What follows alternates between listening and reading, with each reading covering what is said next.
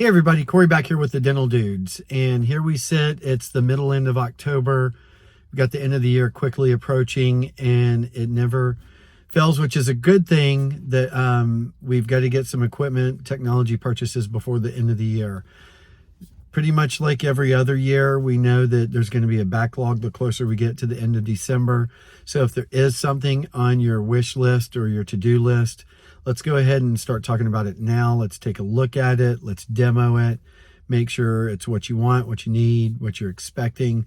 See if it fits within your year-end budget. If you need help with other things, let's talk about that as well.